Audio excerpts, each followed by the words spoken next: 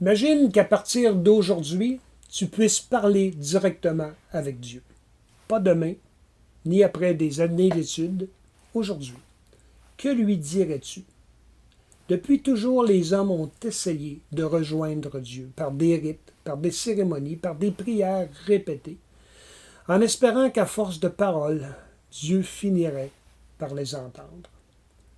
Puis, un homme, un jour, est arrivé, Jésus, et en le regardant vivre, ses disciples ont découvert quelque chose d'extraordinaire. Ce n'était pas seulement ses miracles qui les impressionnaient, c'était sa relation avec Dieu le Père. Très tôt le matin, alors que tout le monde dormait encore, Jésus s'éloignait. Il cherchait un endroit tranquille et il priait. Parfois pendant des heures, parfois une bonne partie de la nuit, que la Bible nous dit, puis il revenait.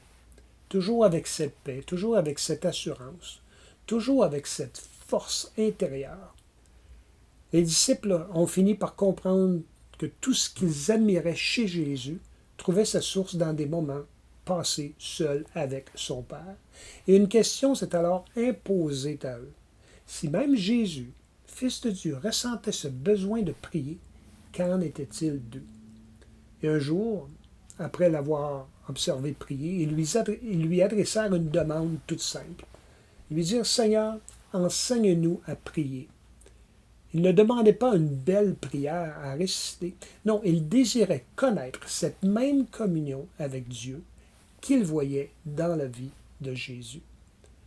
Ils avaient compris que la prière n'était pas seulement une pratique de Jésus, elle était le souffle de sa vie avec son Père. La réponse que Jésus va leur donner continue encore aujourd'hui de guider des millions de personnes dans leur manière de s'approcher de Dieu. Mais juste avant de leur répondre, il prononce une phrase que beaucoup oublient. Jésus dit en priant, ne multipliez pas de vaines paroles comme les païens qui s'imaginent qu'à force de paroles ils seront exaucés. Votre Père sait de quoi vous avez besoin avant même que vous lui demandiez. Arrête-toi un instant. Jésus est sur le point d'enseigner la prière la plus célèbre du monde. Et juste avant, il met en garde contre les prières récitées machinalement. Pourquoi? Parce que Dieu ne cherche pas une récitation. Il cherche une relation. Dieu ne cherche pas une récitation de mots. Il cherche une relation avec lui. Puis Jésus ajoute ces mots. Voici donc comment vous devez prier.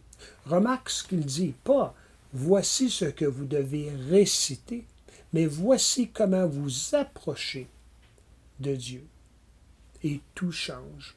Le Notre Père n'est plus seulement une prière, il devient une invitation. Une invitation à entrer dans une véritable conversation avec notre Père. Notre Père.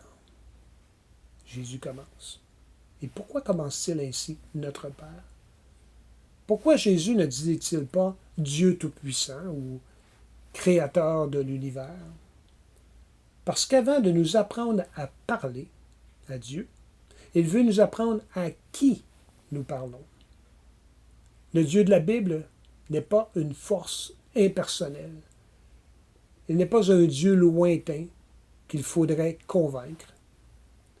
Jésus nous révèle un Père qui nous connaît, qui nous écoute, un Père qui nous aime. Mais Jésus poursuit en disant, qui est aux cieux? Dieu est proche, accessible, sans perdre sa majesté. La première découverte du Notre Père est peut-être celle-ci. La prière ne commence pas avec nos besoins, voyez-vous, elle commence par la personne de Dieu. Et c'est exactement ce que Jésus fait ensuite. Écoute les premières demandes. Jésus dit, que ton nom soit sanctifié, que ton règne vienne, que ta volonté soit faite. As-tu remarqué? Pendant un bon moment, Jésus ne parle même pas de nous. Pourquoi? Avant de transformer notre vie, Dieu transforme d'abord notre regard sur lui. La prière commence lorsque Dieu reprend la première place, la priorité dans notre vie. Que ton nom soit sanctifié. Autrement dit, Père, que ma vie te fasse honneur. Il est tellement facile de prononcer le nom de Dieu. Il est beaucoup plus difficile de vivre d'une manière qui lui rende gloire. Jésus nous rappelle que la prière ne change pas seulement nos paroles, elle change notre manière de vivre. Puis il ajoute que ton règne vienne. Lorsque nous entendons cela, nous pensons souvent au retour de Jésus, et c'est vrai. Mais son règne commence aussi aujourd'hui. Comment? Chaque fois que nous lui disons « Seigneur, je te laisse diriger ma vie », son règne commence. Avant de changer le monde, Dieu commence par changer notre cœur. Puis vient probablement la phrase la plus difficile. Que ta volonté soit faite.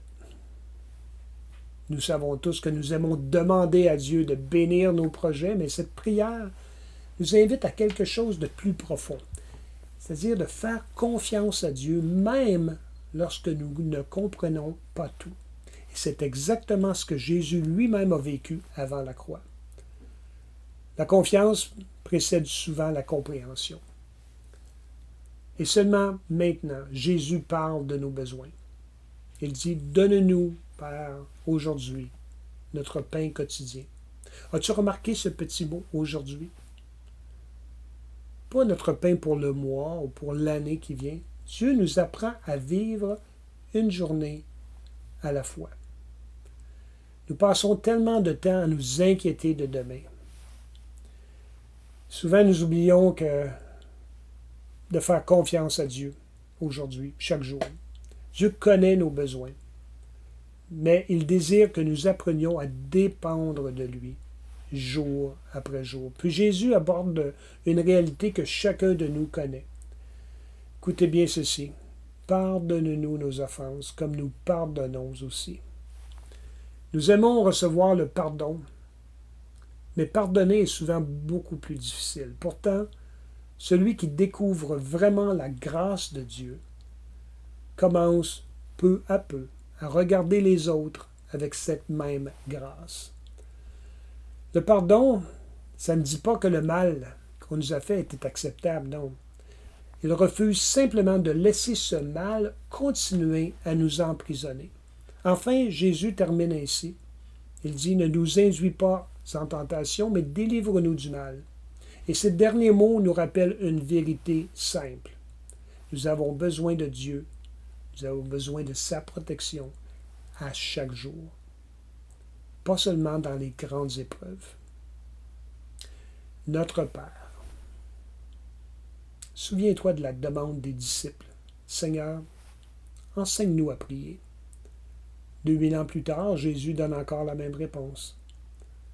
Non pas une formule à réciter, mais le chemin qui conduit jusqu'au Père.